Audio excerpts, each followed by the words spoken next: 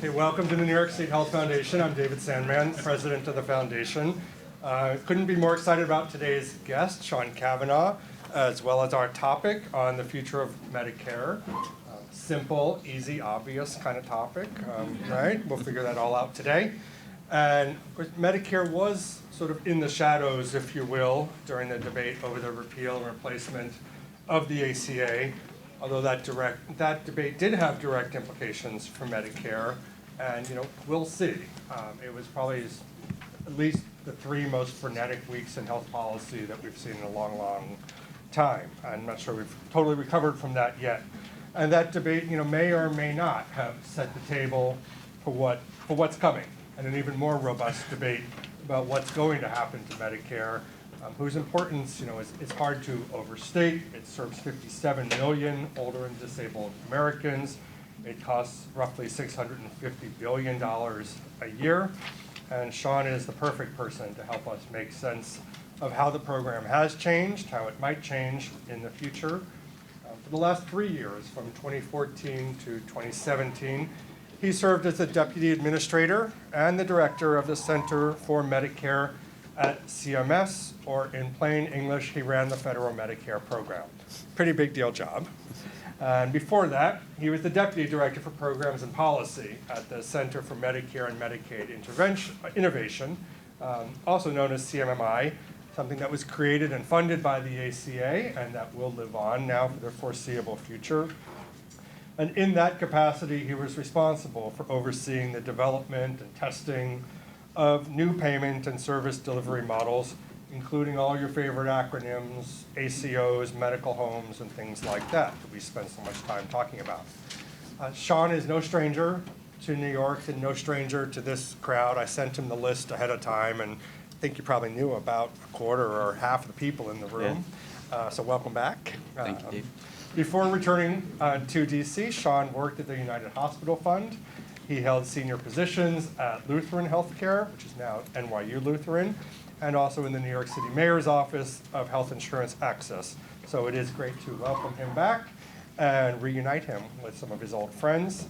I've known Sean a long time myself. I'm thrilled to have him here at the foundation. We're going to keep this kind of casual and conversational as we tried to do. Sean's going to lead off with some remarks. He showed me his scribble from the train up here this morning.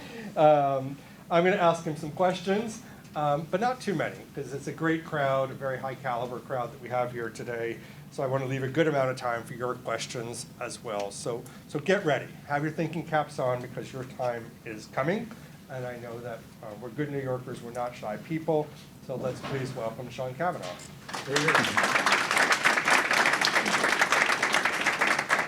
Thank you, David, and thanks to all of you for coming out today.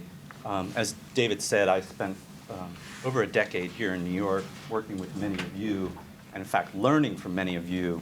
So to the degree I screwed up anything while I was at CMS, it's partly your fault too. Partly David asked me to talk about what I think is going to happen in the future. The preface to that is every major event in the last 10 years that I've made a prediction about, I've been wrong. As my wife reminds me, I bet her money Barack Obama would never be president. I did a double or nothing on the passage of the ACA and lost that one. And like everybody here, I bet that the Republicans would pass their bill last week. So I take anything I say about the future with a grain of salt.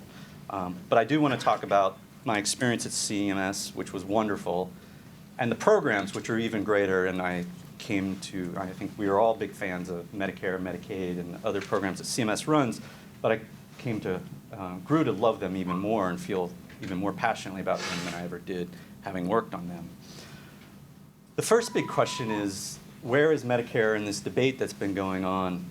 As one of my colleagues at CMS used to say, we used to walk around the halls of CMS and everybody was talking about the exchanges for the last 3 years. And she used to joke, we're just this $600 billion program no one really cares about. Well, obviously people do care about it. And obviously the exchanges and the ACA were getting attention because they were new and they were struggling and they needed support to stand up and they were controversial. But I do think we have to be prepared for attention will turn to Medicare soon. And it's important to anticipate how that might happen. I'm not entirely sure But I do know there is the sort of the obvious argument that Paul Ryan and others have made, which is Medicare is in crisis. That the trust fund's going to be exhausted, the Part A trust fund in 10 or 11 years, that the long-term unfunded liabilities are astronomical. And the truth is, there are numbers to support that position. From 2015 to 2025, so the decade that we're partly already in, enrollment in the program is going to go up by a third, from 50-some million to 70-some million. Even scarier, the actuaries predict from 2015 to 2025, spending on the program will double. So from the $600 billion range to the $1.2, $1.3 trillion range.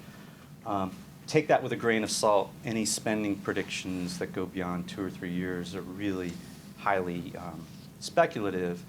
But those are the numbers that you'll hear from many people about there's a crisis in Medicare. I think that's not true. I don't think there's a crisis. First of all, the fact beneficiaries who are on Medicare are incredibly happy with it. People love their Medicare. So from having come from Medicare, as David pointed out, the fact that more people will be on Medicare, I think, is something to celebrate. More and more Americans have the protection of the most popular federal program there is.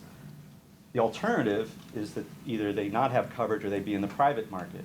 But you saw, the discussions in Washington just recently of what do you do with the near elderly? How much costly or how much cross-subsidy can we tolerate? There isn't a lot of appetite to have these folks anywhere but in Medicare. So aging society, it's wonderful that we have a Medicare program there to take care of them.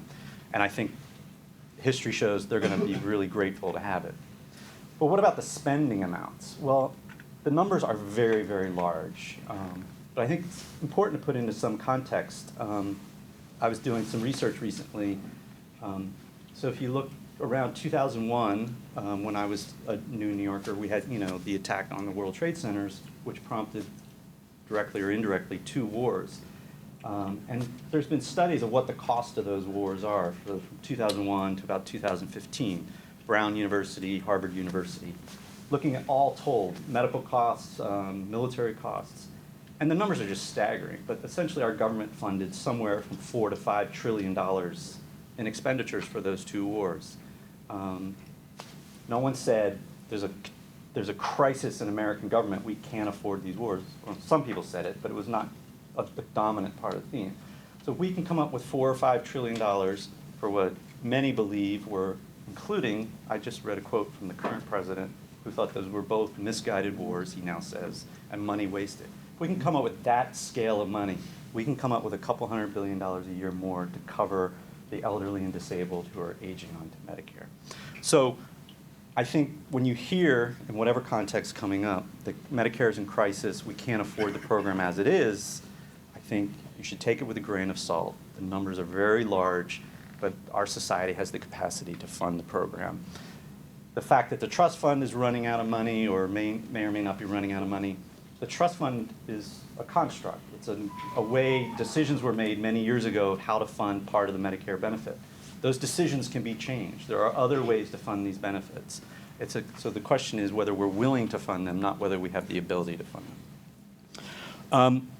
Having said all that, what is it? The status of the Medicare program right now is in fact better than it's been in many, many years. The ACA, as David pointed out, extended the life of the Medicare trust fund. It was supposed to be exhausted in the next year or 2. It's off at least a decade currently. But if you look at the 2 big factors that the ACA focused on, cost and quality of care, Medicare beneficiaries are arguably receiving the highest quality of care that they've ever received. So the quality measures in fee-for-service and the quality measures in Medicare Advantage have been getting better and better every year in recent years. I like to quote the Medicare Advantage numbers in particular. So in 2009, you had a pretty small number of people in Medicare Advantage, but of them, only about 19% of them were in 4- and 5-star quality plans. Last year, you had many, many more people in the program, about 17 or 18 million people, and over 70% of them were in 4- and 5-star quality plans. Our quality measurement has come a long way. It still has a ways to go, but by any measure, quality is improving. Hospital readmissions are down. Hospital-acquired conditions and infections are down. So beneficiaries are receiving better and better care. We have a long way to go, but things have been improving. More remarkably is Medicare spending. So as I mentioned, the population is aging and more people are coming on to Medicare, which drives up spending. But from a policy perspective, we can really only focus on per capita spending. How much are we spending per person? And if you look around from 2011 to last year, 16, you have almost no growth in per capita spending. You have some years of literally zero growth, but every year below 2% per capita growth. I think one year you might have had slightly over 2%. Unprecedented in history of the Medicare program. There's a lot of factors feeding into it, but I like to think some of it was the changes put in place by the Affordable Care Act. Some of those changes, and this is something we should talk about more as we get to the Q&A, are changes in the way we pay providers. So one of the themes of American healthcare is high costs in our system and historically uncoordinated, fragmented care is partly or largely driven by the way we pay providers. So the ACA set in motion a lot of changes to fix that. Many of them came out of the Innovation Center, which David mentioned that I had the honor of working at. So ACOs, bundles, primary care medical homes. And then last year, Congress, as you know, passed MACRA, which created a whole new value-based purchasing payment system for physicians. So I think this environment, and I think Congressional Budget Office and the Office of the Actuary at CMS have started to give some credence that these models, both directly and indirectly, have contributed to very slow growth in Medicare payment and expenditures. The question is, how do we build on this and make it continue, particularly because the Office of the Actuary now says they expect per beneficiary inflation to resume growing in the next year or two. So rather than 0, 1, or 2% per year, we'll be back up in the 4, 5, and 6% growth per year. While I started out with an argument that the program is not in crisis, I do think there's a lot of efficiencies that can be made, and it's an important part of public policy to try to slow that rate of growth. Two other areas I'd like to touch on before I open up to your questions and comments are one big area, and you asked me to, David, like what are my areas, my regrets and my areas where I was frustrated that we didn't make a lot of progress. And I think I would go first and foremost to drug spending. As you may know, the Innovation Center floated the idea to focus on a new model on Part B drug spending. So just to give you some context, of $650 billion of Medicare spending, roughly $20 billion, a relatively small amount, is Part B drug spending. Another $90 billion or so is Part D drug spending. So it was a smaller portion of it. Got a lot of pushback from Congress, and not just Congress, both sides of the aisle, and CMS ultimately didn't move forward with that. But a lot of the cost growth going forward in Medicare spending is going to be driven by Part D drug spending, according to the Office of the Actuaries. So there's a couple problems with that. One is, the pharmaceutical companies often make the argument that, well, drug spending improves the lives of Medicare beneficiaries and saves money from other parts of the health system. So I'd like to point out an anecdote. In 2013, before the new hepatitis C drugs came out, Part D spent about $300 million on hepatitis C drugs.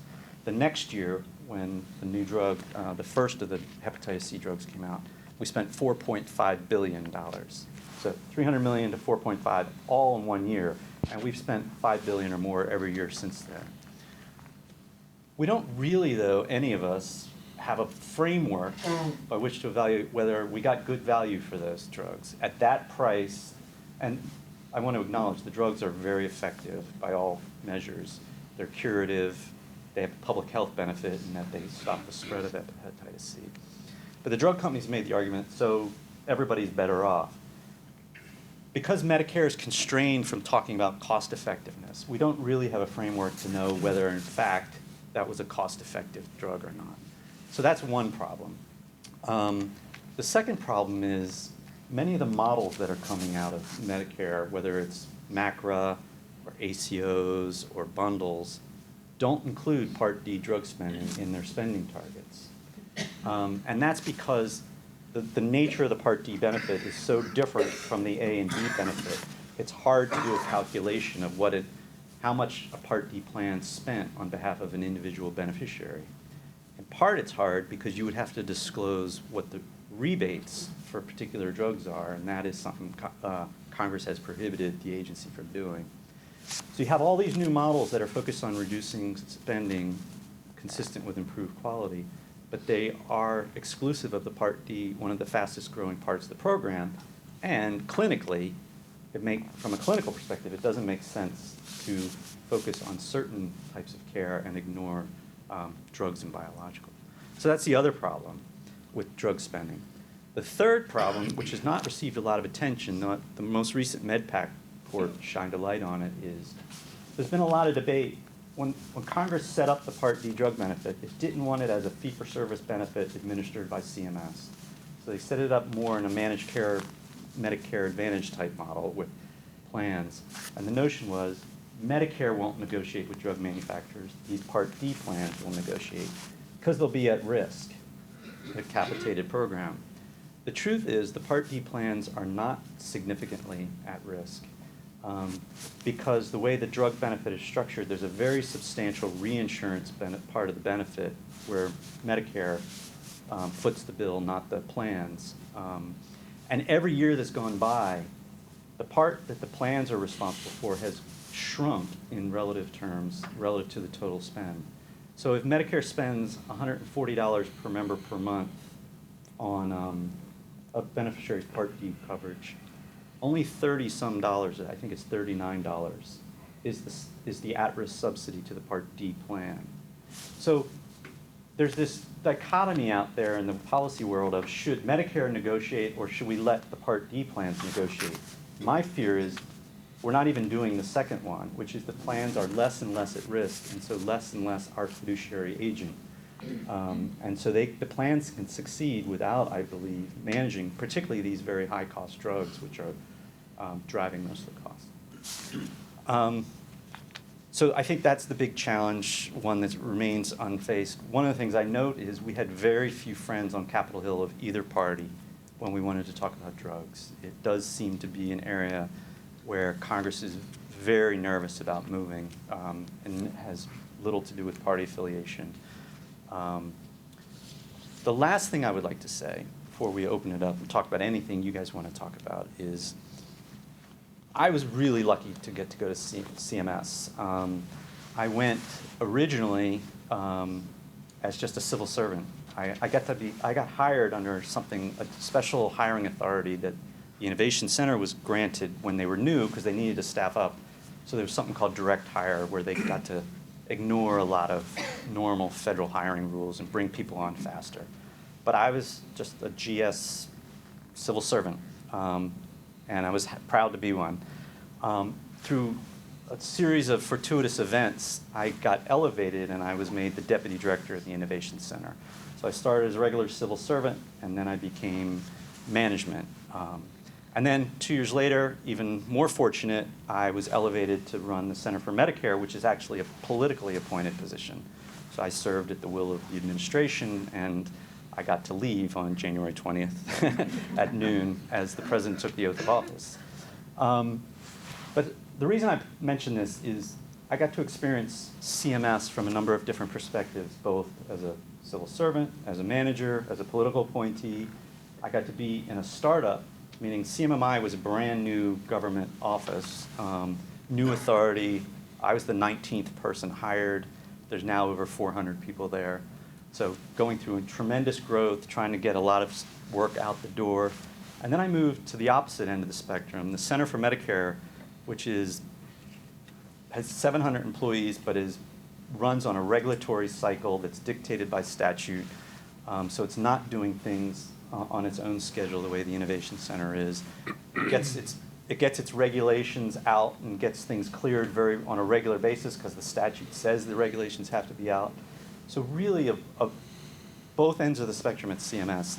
And I'd just like to make a pitch that I used to sit here in New York when I worked at Lutheran and rail against CMS and all the crazy decisions they made and how opaque they were. But having been on the inside now, I actually am sort of evangelical about the agency. I think it's a wonderful place. I was consistently amazed at the quality of the people who are there, not just their intelligence, but their commitment to the programs. These are people who obviously, especially with their CMS experience, could go off and make multiples of their current salaries. But they like the government experience. They like getting up every day and trying to solve hard problems, but also solve them for a public purpose, which is trying to make the programs run better for beneficiaries. So you mentioned you mentioned in the hallway, like, how do we get these programs more focused on the people? A really difficult job of CMS. We don't have beneficiaries coming to us every day saying, here's how to make the program better, here's where it's not working for us. But we have our managed care plans, hospitals, and doctors. If you look at the statute, the vast majority of the statute is dedicated to how do we pay providers. It's very easy to get caught up in, this is about the provider community, this is about the plan community. But I think the staff of CMS are really good at saying, no, it's about the beneficiary. We're the servants of the beneficiary. The plans are the servants of the beneficiary. The hospitals are the servants of the beneficiary. We're here for the beneficiary. So I make this pitch. I usually give it to a younger audience because I'm not, and encourage them, if you care about American healthcare and American health policy, you should try to go do a stint at CMS in some capacity. You'll really enjoy it. You might not want to live in Woodlawn, but Baltimore's just a short drive away, and Baltimore's a terrific town.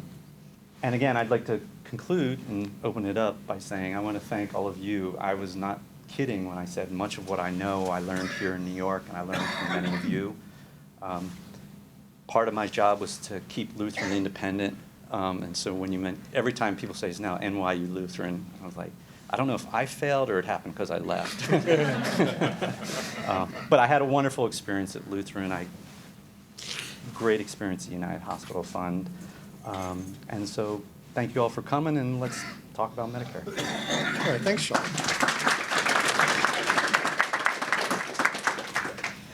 So you used the word love. I think in your first sentence you said you loved Medicaid and Medicare, which you don't hear that word used so much anymore. So let's go back to a happy place.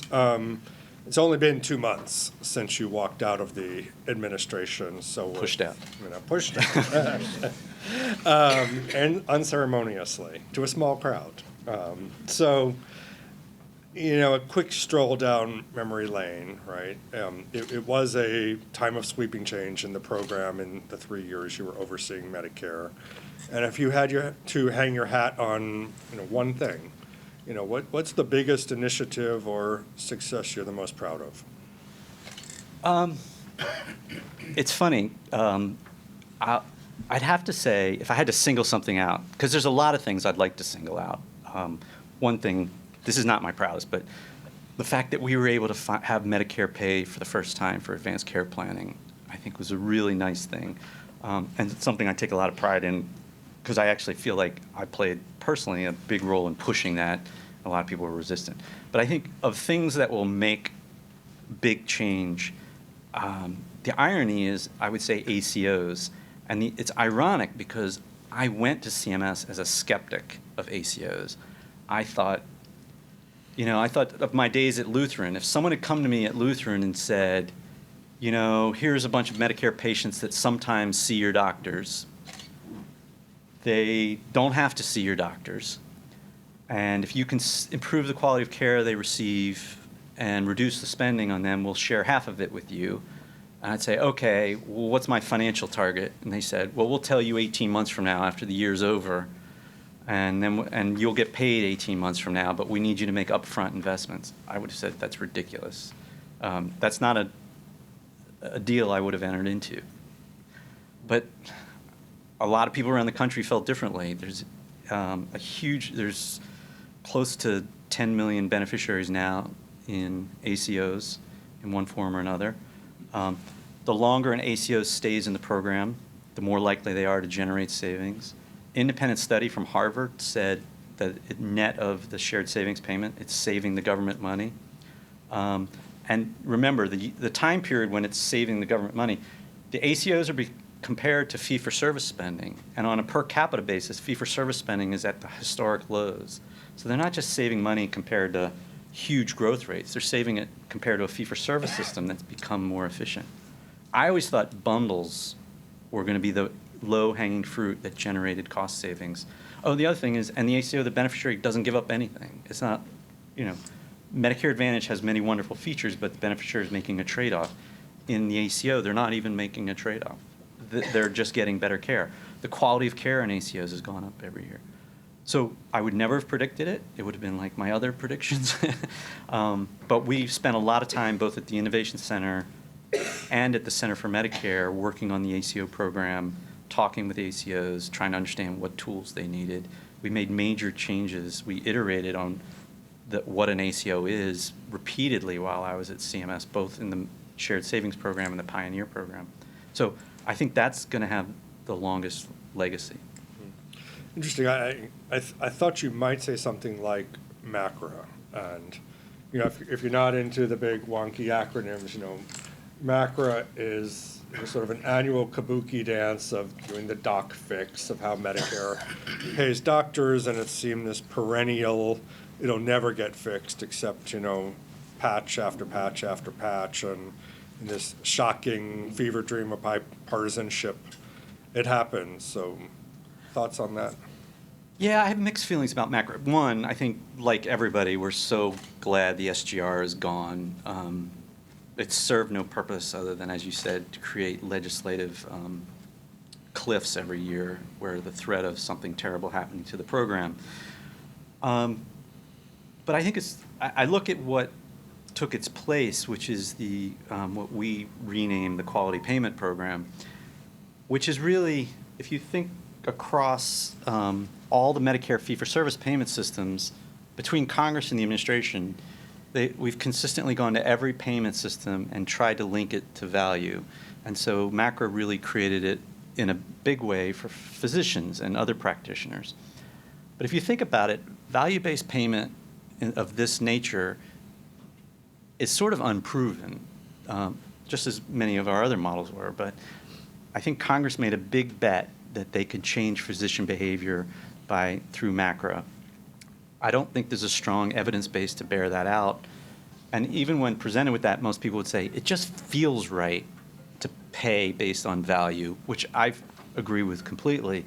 But I do worry about a physician backlash to it.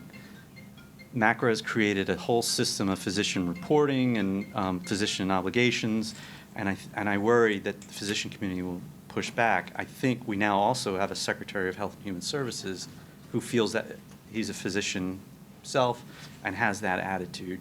So at some point, I wonder whether the squeeze is worth the juice. The other thing I would point out about MACRA that I worry about is if you're the average physician, so you make improvements under MACRA, but no better or worse than the average, and you look at what MACRA sets you up for 10 years, you're getting almost no adjustments to your fee-for-service payments. So I think the Office of the Actuary at CMS, they describe this as setting up the next SGR, which is this isn't sustainable if physicians don't get updates on average. Now, some will and some won't, but if on average the average physician doesn't get any meaningful update over 10 years, it's going to be a tough situation. So you actually kind of preempted my follow-up, which was going to be, well, what's the biggest thing you did that would actually impact beneficiaries? And I think you immediately went right there by talking about advanced care planning. So, maybe elaborate on that. Like, why? Why is that such a big deal, and why do you take such personal pride in it? I actually think it's just a small example of a larger theme that I think will benefit beneficiaries, which is I think everything we did that focused on quality improvement and the beneficiary experience will be accrued to the benefit of the beneficiaries. So, and a lot of that is through ACOs. So I think the beneficiaries, they report they're getting better care and they have a better experience of care through ACOs. In the medical homes, same thing. So it's not just about the financial side of it. And then, as you point out, it's not just the advanced care planning. I think we created other codes around care coordination.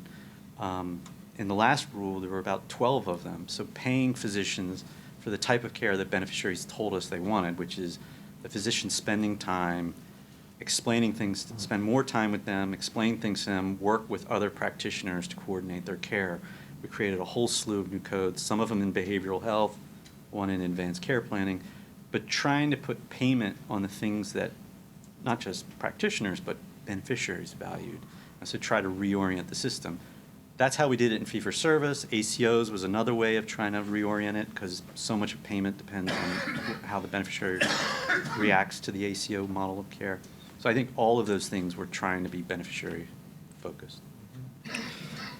So let's look forward, right?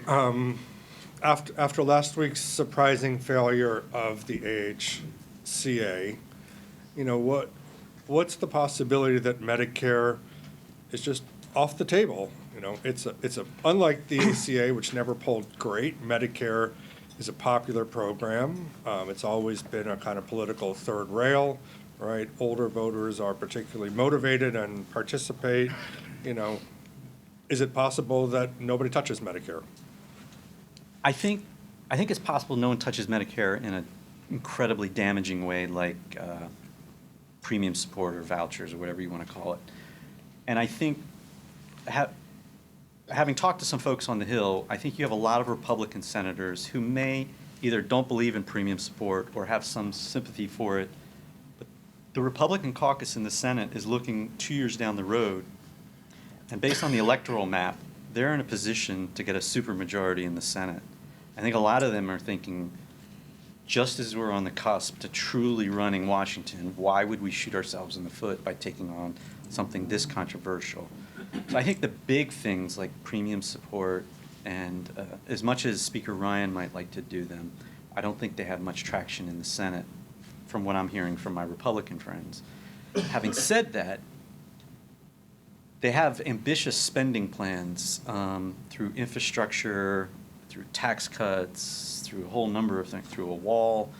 And historically, when the Congress has wanted to spend a lot of money, they've often looked to Medicare spending cuts as a way to offset them. So I do wonder whether we need to worry about significant cuts coming through a reconciliation or budget plan that way to fund some of their other spending ideas. Speaker Ryan says he's dreamed about entitlement reform since he was a frat boy around the kegger. Is he scared straight after last week, or do you think he is a true believer and will still push a premium support type of program?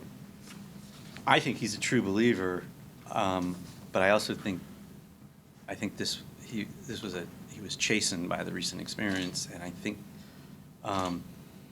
think it would be hard for him to move this forward. Like I said, at this time, the wild card in all this, and this should be obvious at this point, is the president. So the president vowed not to touch Medicare, but I don't put a lot of stock in the vows he's made along policy lines. I think if he ever decides he needs Medicare money, all bets are off if he gets behind it. But and the question is, how ruthless is he willing to be, at an individual member level? Many people thought he was going to crack the whip and threaten primary action on some of the House Republicans, and he didn't really, in part because they would have had to threaten like 70 members, and there's only so many tweets you can do in a day. A lot. So you brought up the president, so let's stay there, right? Because the president, he railed against high drug prices on the campaign trail. I think he used words that pharma's getting away with murder, or words to that effect. And yet you said that was, the hardest, biggest disappointment during your tenure, being able to do something on drug pricing. So, given the unreliability of the president, but also given his statements, do we have a second shot at that? Where do you see that going? I often thought it was nice to have the president on the right side of that issue of pushing on drug prices, but I didn't think, while he might provide the leadership, I didn't think there was any followership. I didn't see, so there are a few exceptions. For example, I would like to single out Ron Wyden, who actually did support the Part B model and has been fairly brave in this. Brave in that there aren't many other Democrats on the Hill who were willing to speak up for doing anything about drug pricing. And so, I don't see why the Republicans would get out ahead of the Democrats on this. I don't see it happening. The one thing that could happen, and there were a number of drug manufacturers and Part D plans that came to us at the end of the administration, but nothing came of it, was, we have this whole notion of new payment models, and as I mentioned, they're not really in the Part D space, or they don't include Part D drug spending. A number of manufacturers and Part D plans are trying to, on a voluntary basis, figure out, is there somehow way they could do value-based contracting? I think it's nice and important work if they could figure this out. It was kind of tricky, again, because of the nature of the Part D benefit. But I don't think it will change the trajectory of Part D spending, because as long as the drug companies have whatever leverage they have, and as long as the Part D plans aren't really at risk that much, I don't see just moving to a different form of payment as making much fundamental change. But blue skies, no political realities, Sean's back in charge. If you could design a way for Medicare to negotiate drug pricing, what would that look like? It would at least start with some of the highest cost drugs, and so you could keep in place the current Part D structure. You wouldn't have to blow it up, but you could say to the plans, there's a couple drugs where almost all the spending is in the reinsurance part of the benefit anyway, so I'm paying the bills, I'm taking over the negotiations for them, and you're going to integrate it into your formulary. And then the successor to Sean would be hiring some smart PBM people and going in and negotiating these prices. Having said that, this is blue sky, because it would entail in a person in my former job, or my boss, or somebody making really difficult decisions in a public way, the type of decisions, and they would be very make or break for drug companies, but making them in a way that are currently not done by federal bureaucrats and they're hidden. These are decisions that are made by Part D physician benefit managers. And so I think the politics of that are very difficult. I would have loved to have had a shot at it, and the president did propose it one year while I was there. But I don't minimize the difficulty. Having lived through what public decision-making is like and the pressure that can come on you, I think those of us who believe in it need to think long and hard about that. Like, what does it mean for someone to say this drug is off formulary for all Part D beneficiaries, 41 million people? And how do you sell it? I mean, right, so if you're in the healthcare world, we all sort of snicker about people holding up a sign that says, government, keep your hands off my Medicare. And we think it's funny, and we think it's not so funny, but, this sort of deep schizophrenia in public opinion and understanding about Medicare, it's there, it's always been there. We saw it in the same debate with people not knowing that the ACA and Obamacare were the same thing. How do you overcome that lack of understanding? So I don't know if you're asking about how do we make people understand that the government is their Medicare, or how do we get them to accept us as the decision makers on drug formularies? Well, they're kind of related, right? They don't see it as a government program, which maybe that's a good thing. So when I started thinking about, the president proposes, how would we actually do it? We thought about having impartial panels, convene a federal advisory commission that would, weigh in on the clinical decision making that goes around these negotiations. So would that insulate us somewhat? The other question is, maybe it's not as bad as it sounds, because the drug companies see the writing on the wall and reduce their pricing, and so no real hard decision making is required. I think you do have to be prepared to do hard decision making, because if you can't win all those negotiations. I think it's tough, because I think, again, like I said, the political reality is people will portray it as the government denying access to certain drugs, and I think that's a tough narrative to fight. All right, so we'll get off of drugs. What about Medicare Advantage, right? Seems to be a healthy and thriving market. Enrollment is up. Plans are doing reasonably well. It's always been not a favorite, but, certainly in favor with Republicans. What do you see as the future for Medicare Advantage? We were often asked by people like, we can't tell whether you're trying to make fee-for-service so bad everybody goes into Medicare Advantage, or Medicare is so advantaged that they wither on the vine. And what I used to say is, I want to be neutral on it. Like, in a perfect world, the program should be indifferent to whether a beneficiary chooses one path or the other. The beneficiary should choose the path that's best for him or her, with a lot of information, meaning understanding the cost and quality and network trade-offs of choosing one path versus the other. The obstacles to that, the biggest obstacle that I worried the most about and didn't make any progress on, was that financially we aren't neutral. We are paying, on average, the Medicare plans more than we pay for a comparable person in fee-for-service. Some of that is by law, meaning Congress set up the benchmarks so that some of them are purposefully more than fee-for-service. Congress also set up some of the quality bonuses as being above and beyond fee-for-service. The part that was trickiest was what I call coding intensity, which is just the Medicare Advantage plans, if they're better at documenting, it doesn't have to be fraudulently at all, documenting very accurately the medical conditions and diagnoses of beneficiaries, they can drive up payments higher than beneficiary would have received in fee-for-service. And while the ACA ratcheted down the difference greatly between MA payments, which were very, very high relative to fee-for-service, there's still billions of dollars on an annual basis extra spent for MA. So that's one way that they're not comparable. And again, this is an area where when we pushed, there wasn't a lot of bipartisan support, or there wasn't a lot of support from either side of the aisle to pushing hard on the MA rates. The other thing I think that challenges us on MA is the plans have been, as I said, and they should take great pride in this, have improved the quality of care beneficiaries have received tremendously, so that now 70% of beneficiaries are in 4- and 5-star plans.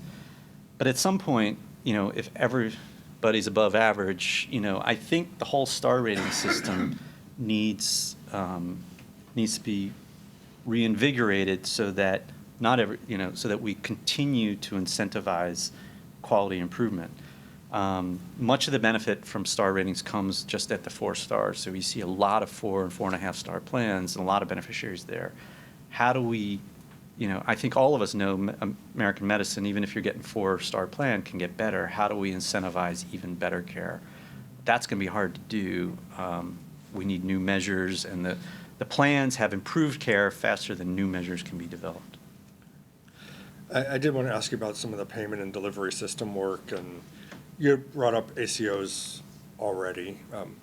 There's no question, Medicare and CMMI, they were the battering rams of this whole move to value-based payment, right? The secretary set very ambitious goals for how many beneficiaries ought to be covered under those arrangements, and there's a lot of plans and providers in the room, and I think everybody pretty much subscribed to, this is the future, it's happening, fee-for-service won't ever go away completely, but this train has left the station. And now I think most of us are like, I don't know. I mean, Tom Price, kind of gave a cease and desist, if you will, on, some of the bundle payment demos. And, they're temporary, but maybe not. They might be indefinite holds on those.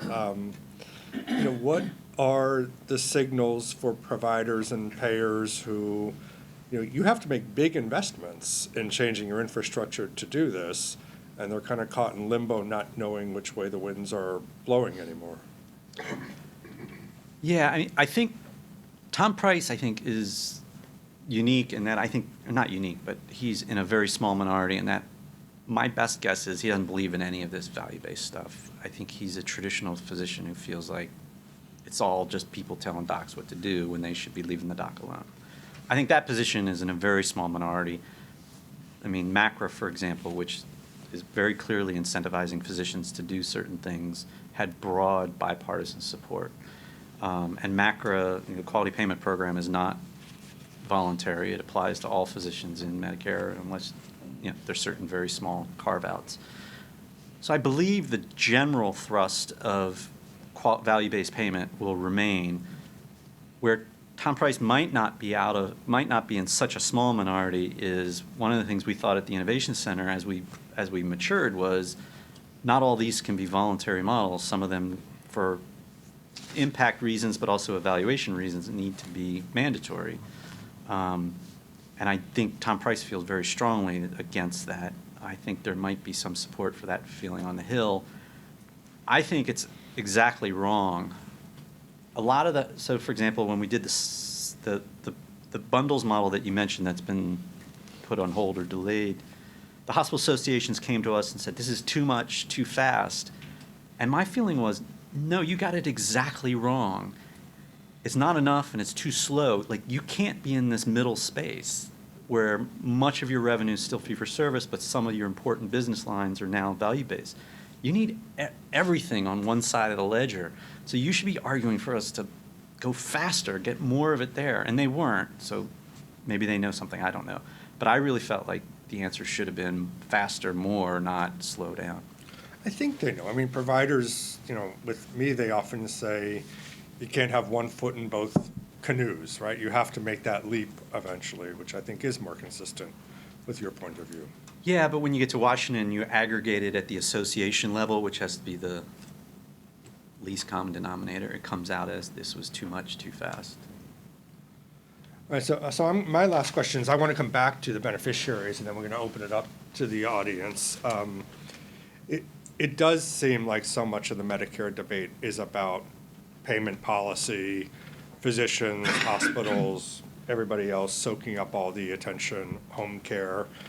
And I think it does take priority over the day-to-day experience of an actual Medicare beneficiary who relies on the program or is trying to navigate through this program. So, if you wanted to, talk the talk, walk the walk, whatever the phrase is, and make this a really consumer-centric program, what advice would you give to the new administration on how to do that? First, I would call out, I want to recognize Joe's here somewhere. I would say Medicare Rights Center, Center for Medicare Advocacy, and then after that, I can't think of who on behalf of beneficiaries came and talked to me in 3 years at the center. Now, MRC was there regularly and in an incredibly productive way, like not just railing against stuff, and I give Center for Medicare Advocacy the same thing, identifying specific problems and saying, here are the steps we need to fix it. So there are some groups out there, and I think the agency is really open to it. It's just amazing that there aren't more voices. I don't think I ever met with AARP once. And I'm sure I got letters and stuff, but I mean, people who came in and worked with us in an engaged way and didn't just send a letter saying you need to fix this, but said, here's what we're seeing, here's real life examples, which was, it just at a human level makes it tough to keep focused on that part of the work as opposed to, trust me, more than 2 groups representing hospitals came and visited me on a regular basis, and I worked at a hospital, I love hospitals, but the providers are there relentlessly. Nothing goes unchallenged, unquestioned. They've got plenty of proposed solutions. So this isn't really advice to the administration so much as advice to the world, which is that I think at an administrative level, maybe all those other groups were on the Hill advocating, but at an administrative level, they weren't at CMS, and I would love to see them. Maybe there needs to be new groups or umbrella groups. But, I mean, if I was talking to my successor, and I don't even know who that is yet, and I don't imagine he or she will want to talk Let's to me. just say it's SEMA. Okay. I would just encourage them to be aware of this. Like, it's so easy to, like, one, and this has nothing to do with beneficiaries, it's so easy for your agenda to get co-opted by just the day-to-day work and the crises that will arise that are beyond your control. So you got to stay fixated and focused on your own agenda, but to consciously try to carve out space for that, to make sure there's a beneficiary part of that. I give a ton of credit to my predecessor, a guy named John Blum, who, that was the first thing he said to me is, you will have no trouble, getting ideas for hospitals, doctors, and stuff. Like, you gotta find a way to make sure you hear the beneficiary's voice. And he called out Medicare rights, and I think he's on your board now, right? Yeah. And the Center for Medicare Advocacy. I mean, that seems like such an important message, because I think consumers feel like they're on the outside, pressing their noses against the glass and don't know how to get in. And I think you're sort of turning the tables and saying, like, we want you inside. You're more than welcome to be at that table. Yeah. Well, individual consumers. Organized consumer interest. I was going to say, individual consumers find us. We do tens of millions of calls through our helpline at 1-800-Medicare, and people tend to be pretty happy with that. But yeah, organized consumers, less so. The other thing, and this is true, like, they may feel like CMS is impenetrable, but people used to say, like, how do I get a meeting with you? And I was like, you ask. Like, I turned down, and I asked my secretary to double check this, and she couldn't find another. In the whole time I was at CMS, I can recall 2 meetings I refused to do, and both of them were because there was pending litigation. So maybe that's some advice. Meet before you sue. On that, let's open it up for more discussion. So I'll try to work, hands in the air, I love that. We're going to pass the mic around because we are recording this, so please identify yourselves. I'll start with Mark and Trudy, and I'll keep bouncing around the room. Mark, if you could just introduce yourself. Mark Scherzer with New Yorkers for Accessible Health Coverage, and also Healthcare for All New York. To bring 2 strands of this discussion together a little bit, you were talking about consumer satisfaction with the care and ACOs and the quality of care increasing, and you're talking about consumer involvement. Do most consumers who are being cared for in ACOs know that they're being cared for by an ACO? And do they have a way of one of the things that seems to me an issue is, do they have rights to advocate? I mean, part of how these ACOs operate is you're shifting risk to them, and they're making decisions about care, which sounds to me like a risk of the usual deprivation of care that we used to have in managed care. Do they have a right to advocate in some formal way with the ACO as an entity? Or, I mean, is it all sort of behind the scenes for them? I don't have statistics on your first question about how many of them are aware, but my personal experience is very few of them are aware that they're in an ACO. It varies tremendously. Some ACOs brand the ACO and try to make sure the beneficiaries do know they're in an ACO, and others try to be, as you point out, transparent. But one of the things we did is we closely monitor complaints to 1-800-Medicare and map them to whether the beneficiary is associated with an ACO, and we haven't seen any uptick. There's no differential rate of complaint or anything like that.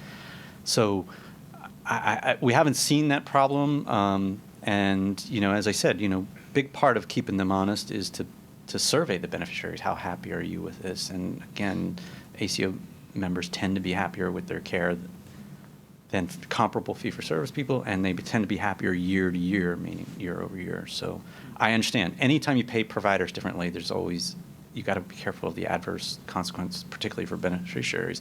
But we haven't seen anything like that. Sean, to follow up, that was deliberate, right? The notion was that a member does not join an ACO, providers join an ACO, and that sort of member attribution was designed to be sort of invisible. Isn't that right? It is. That was the original conception, though. I think there's a lot of policy people thinking about whether is that the right model. Like, maybe because a lot of the ACOs are saying, well, my members don't know they're in an ACO and they're not doing the types of things I'd like them to do. How do I engage with them?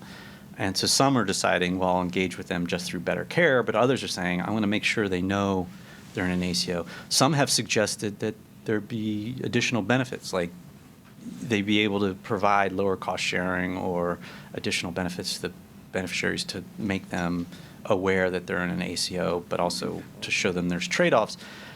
But the tension there is this was supposed to be a fee-for-service model where the beneficiary is not giving up or gaining anything.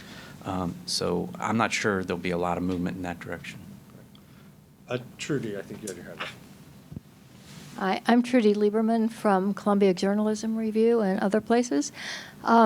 You didn't mention balance billing and the lifting of the cap on balance billing. And I know Tom Price has talked about this a lot. And when you mentioned that the doctors under MACRA are likely to be, some of them anyway, be unhappy with what they're going to get over the years as this thing rolls out. Just thinking ahead and thinking about what Tom Price has said, is there going to be a move to lift that cap on balance billing? Because if that does happen, there are going to be a lot of beneficiaries who are not going to be able to afford their care. Yeah, I fear there will be a move to do that. I've always thought that's a solution in search of a problem.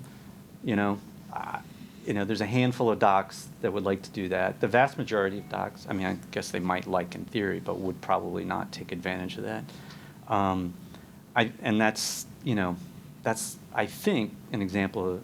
It also opens the door for all sorts of balance billing problems you have outside of Medicare, like why you would take the one place where we've solved that problem and and backtrack from that.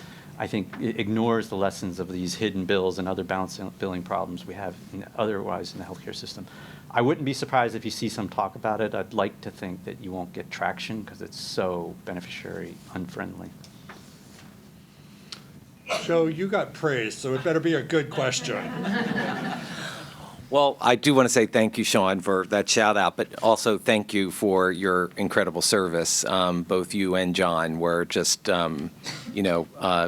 such stalwart supporters of the Medicare program, and you were very open to beneficiaries and us coming to visit you, and also got us in front of the administrator a couple times as well when we needed that. So we really do appreciate that, and it was duly noted. My question is about the duals. So, a lot of attention paid on the duals over the last few years. A lot of those programs maybe not as successful as folks thought that they could be, or maybe will come on strong. Not a lot of indication from this administration that they really have any policy ideas, whether it's value-based or, other.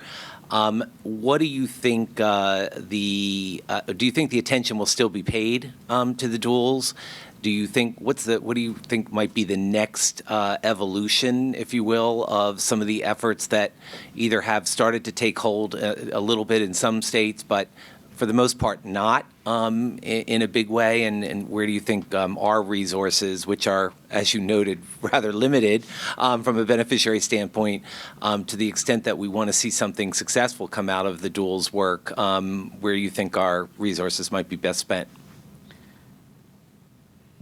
It's a great question because people have not been talking about the duals a lot recently. Talking to my colleagues at CMS who spent all their time on the duals, I think they would say the biggest lesson we learned in standing up the duals models that are out there is how hard it was for CMS, how hard it was for the states, how hard it was, everybody knew this was a difficult problem, but no one knew that even what we thought was a fairly straightforward approach to it would be so hard administratively, just asking CMS to work in a way that it had not done across programs before, asking the states to set up these contracts and administer these things. It was a big lift, and I honestly think there's a level of exhaustion among everybody who was part of it. And so you see some states going off in a different direction, I'm just going to do a dual SNP strategy. And I do think because of the state side of it, you'll still see it percolating. There's a lot of state Medicaid administrators who I met with, but they're not necessarily wedded to the models that CMS stood up. So I worry that they're going to need something else from CMS, and there's not going to be a lot of receptivity to it just because of the change in administrations. I think it was really smart of the ACA to set up a duals office. It was interesting that the centers are set up programmatically, Center for Medicare, Center for Medicaid, and the duals office really became, if nothing else, the people who ran back and forth and made sure each side knew what the other was doing, even if it didn't lead to programmatic changes, and what the implications were across programs. But I have not seen much talk. The one ray of hope is, Ms. Verma is a Medicaid person, so anybody who's tried to run a Medicaid program, tried to make it better, knows that the duals are at the heart of that as far as improving the opportunity to improve care and hopefully save some money. So I hope she sees that. The core group of people who were in the duals office are still there. They're career people, and they're good people. So I'm hopeful, but less than optimistic. Okay. Go to the Chris, and then we'll come here and up front. Hi, Sean. Chris Kohler from the Millbank Memorial Fund. And let me echo Joe's thanks to you for your service with the feds. You spoke very eloquently about the rewards of public service and the folks who work there, so thanks for that. And since Joe took my question about duals, which was on my list, I get the second one, because I wasn't sure what should go to, which is around Medicare's role in designating value for specific physician services. And really, the dirty secret among commercial insurers is that they just wait for Medicare to act and then follow you, whether it's in the rates that they pay to individual physicians or the payment reforms with CMMI. And I think the work with CMMI has been great in terms of cutting a path for that. But what I want to ask about is the way that you value Medicare values individual physician services, specifically through the RUC, the Relative Value Utilization Committee, and how that cascades through the rest of the provider market, right out to medical school in terms of creating the demand for certain specialties and salary expectations and things like that.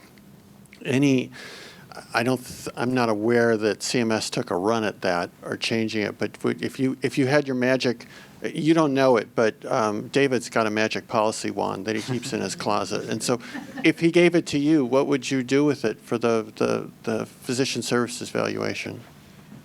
So actually, this gets deep inside policy wonkdom of CMS, but it's an excellent question because it was one of the most frustrating things.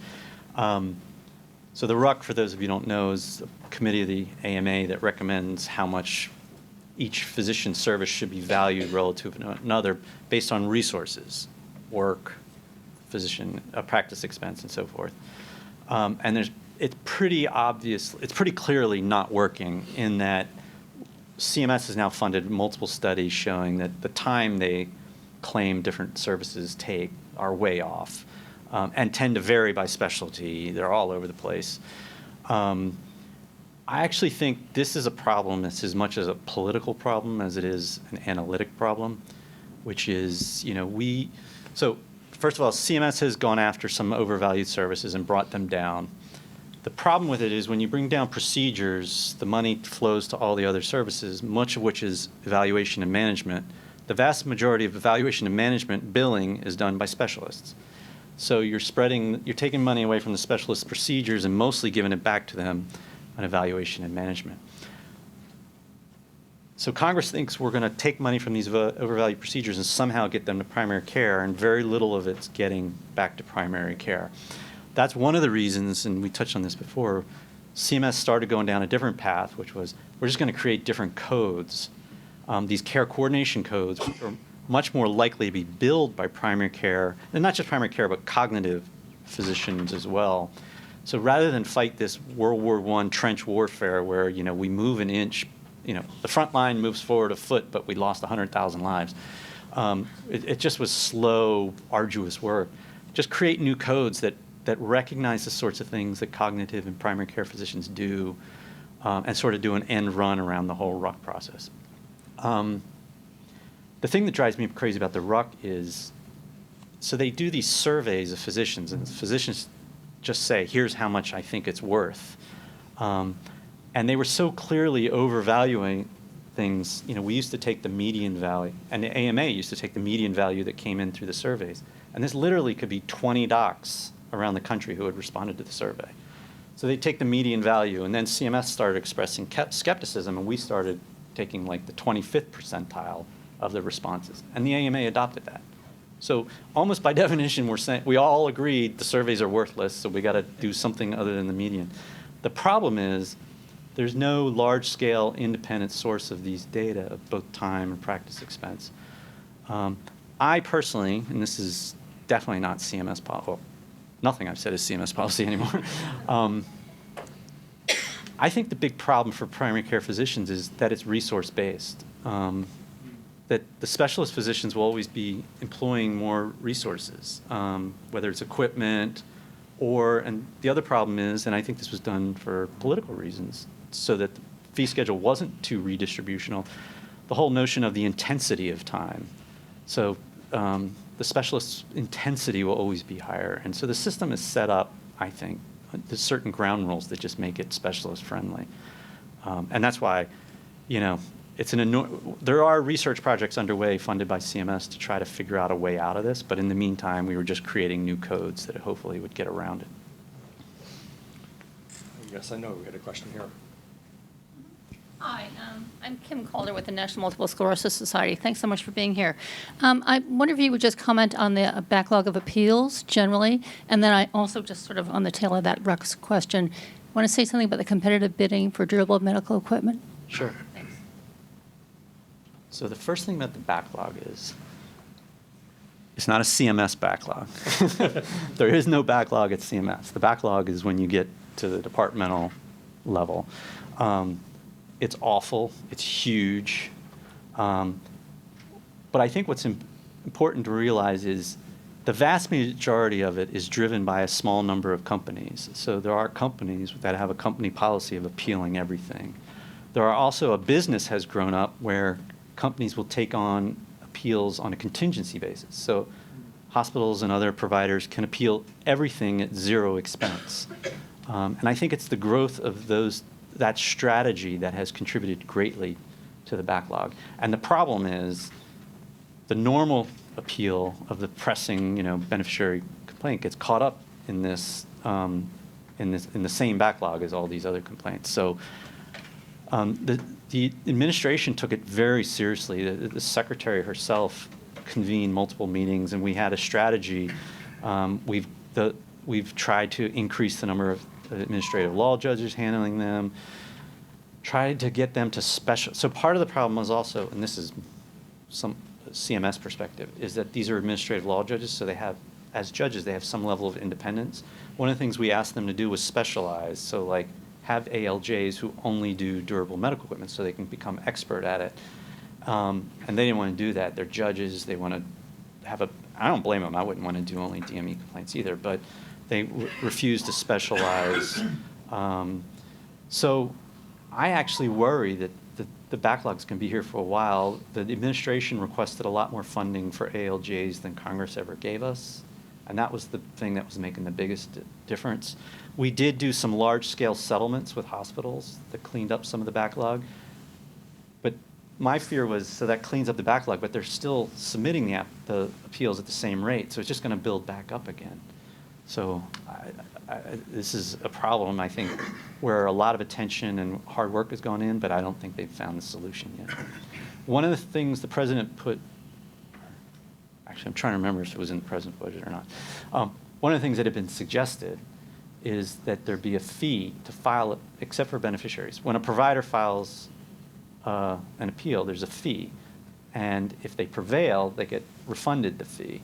But create some friction, make them think about whether they truly want to file all these appeals. And Congress didn't go along with that. If it was in the president's budget, I can't remember. Yes, over here. Hi, Sean. Tara Cortez. And I do agree with you on immersing yourself in CMS because I worked with Sharon Donovan and Ido Bannock as the Health and Aging Policy Fellow from 2013 to 15 in the MMCO, and it does give you a totally different appreciation of CMS, and I value that experience. My question is on observation status, and it seems to me to really fix it requires legislation. So would you speak to, I know, the Tell new... me which part of it you think. The emergency room, the 3-night stay, the 2-night stay, and now it's down to the 2-night stay with but it's really, I don't think the way the policy is reading now is really going to fix it because it's up to subjectivity, and I'm not sure physicians are going to always choose to make a decision that is liable to be when Medicare comes in and does a review and say, well, maybe not, and then they lose money. So I'm worried about the subjectivity of it, and I think it really puts our patients that are nursing home residents, or those who those who need subacute care, into a real hard position that can cost a lot of out-of-pocket money. Thanks. The reason I asked about which side of the problem you were referring to is because there's multiple sides to the problem. One is many beneficiary advocates want observation nights to count towards a 3-day stay to qualify for SNFs care, which I agree with.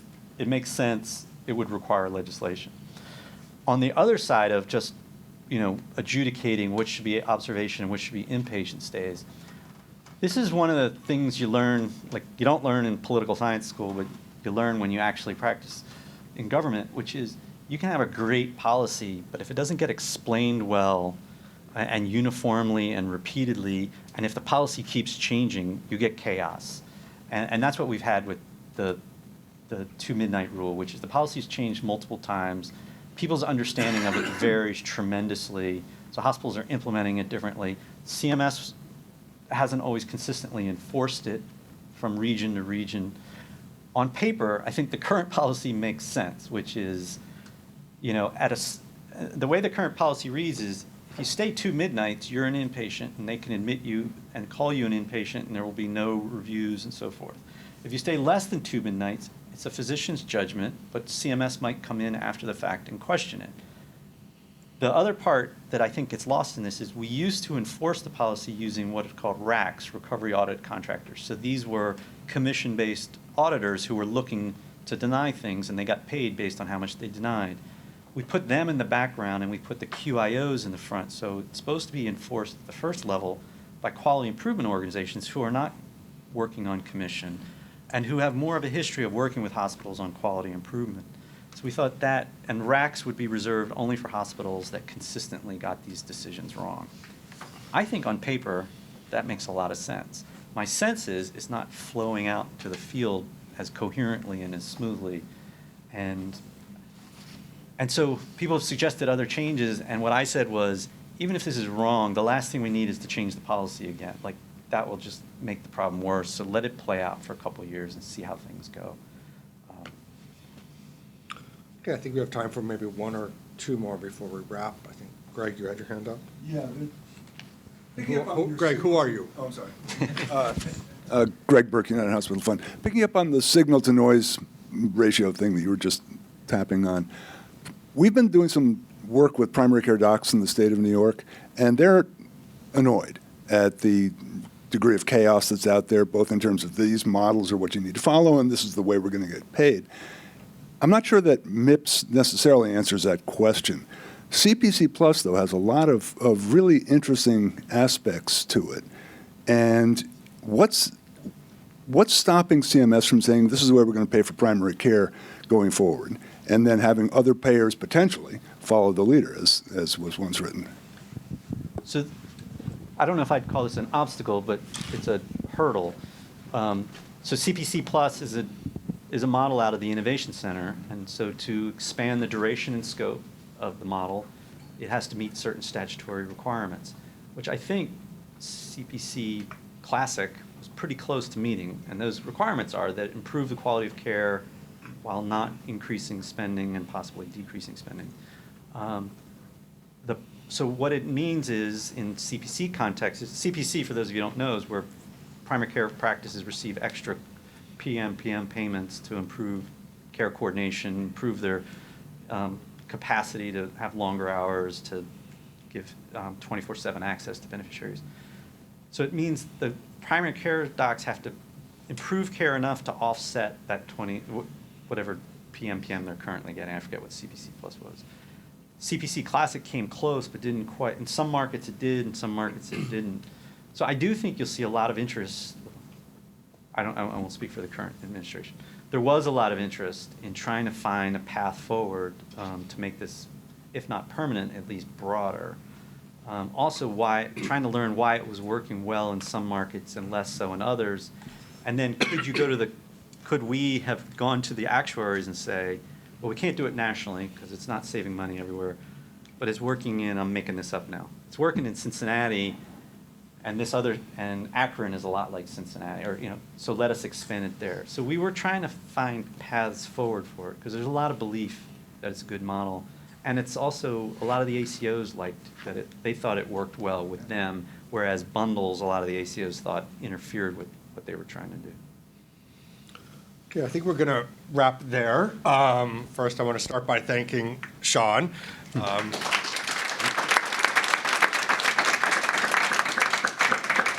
If you wanted a poster child for public service, he's your man. You were just as great as I knew you were going to be. And as I like to say, once a New Yorker, always a New Yorker. You're always welcome here. Thank you. I'm going to take this opportunity to plug a couple more upcoming events. Next Thursday, April 6th, in this very room, we're hosting an event on how consumers find and use healthcare price information. We are sponsoring that event along with the Robert Wood Johnson Foundation, and we will be, for the first time, releasing the results of new national and New York State surveys of consumers conducted by Public Agenda. So be sure to join us, same bat time, bat channel. Be the first to hear those new findings. If you're interested in our work on veterans health, we're doing an event also in April with the Patent Veterans Project, an organization that we recently recognized as one of the top 5 emerging innovators in all of New York State. And there's always a lot happening here at the New York State Health Foundation. If you really want to keep up with us on a regular basis, then follow the foundation and follow me on Twitter. You'll find our Twitter handles on the handouts that were on your seats, and I promise we will follow you back. There's always something in it for you, too. So thank you again to Sean, and thanks to all of you for being here. We'll see you soon. Thanks, David.